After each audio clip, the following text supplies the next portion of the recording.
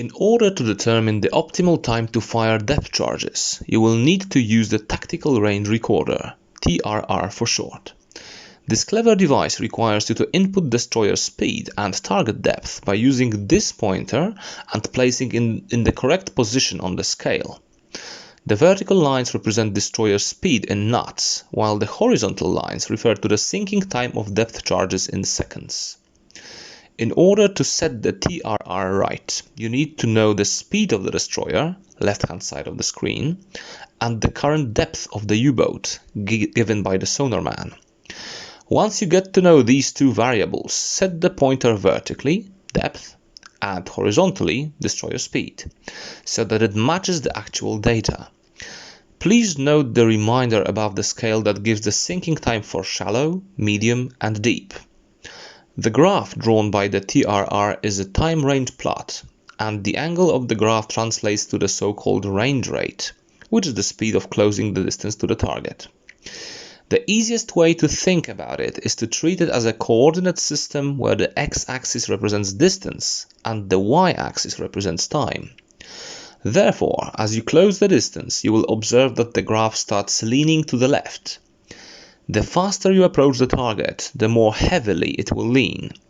If you start going away from the target, it will start leaning right and will be completely vertical if you keep the same distance. You do not need to calculate the exact U-boat speed, as it is inherent in the range rate. Now, if you set everything right on the scale, you need to rotate the plotter bar to match the angle of the graph. Use the red lines to help you. In the TRR view, you can zoom in and scroll the camera around just as you can in the DRT and OSC view. This way, you can apply settings very precisely, and you should also attempt to align the plotter bar with the graph as precisely as you can.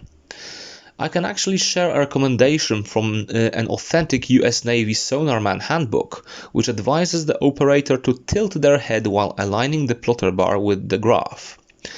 Therefore, try being as precise as you can, but at the same time remember that while the TRR can give you the optimal time to fire, it does not solve the problem of where you need to be to hit. Therefore, make sure to steer in a way that will allow you to end up in front of the U-boat's bow, because the only parameter that the TRR will give you is the optimal time to fire. You still need to be at the right location to make it work. The three icons on the left allow you to load and arm, and also rearm your depth charges for the given depth. If you click once, you will notice the icon fill up, which represents the time the depth charge crew needs to load and arm the depth charges. Once the barrage is ready to fire, you will notice that the icon has changed to represent that. If the U-boat changes depth, you can rearm the barrage for a different depth, which also requires some time, albeit much less than loading. At this point, it is worth mentioning how you should go about the whole attack procedure, because it requires the combined effort of combat, bridge, and sonar to carry out the attack. Combat allows you to process spatial data, sonar deals with the time of the attack, and the bridge allows you to steer precisely. Switching between these three problem areas may seem daunting at first, but it's really a matter of giving yourself enough time to come up with a plan, and then executing it step by step. First, analyze contact maneuvers in combat and build a mental picture of how you want to attack. Then set the TRR. Don't leave it for last, because you won't be able to make it, especially when coming in fast. After you set the TRR, you can start your approach. During the approach, switch between combat and bridge to make sure that everything is going as planned and apply corrections whenever necessary. When the time to fire draws near, a pop-up window with a TRR camera will remind you that it is time to take a look at the TRR one last time and apply final corrections before firing. Now that you know everything you should know, let's be honest.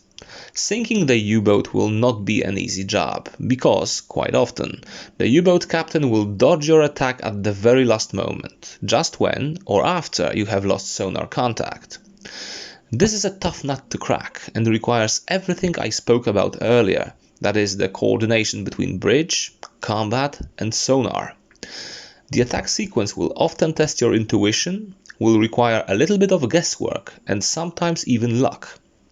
Consequently, it may take you weeks, if not longer, before you manage to score a kill or even damage the U-boat.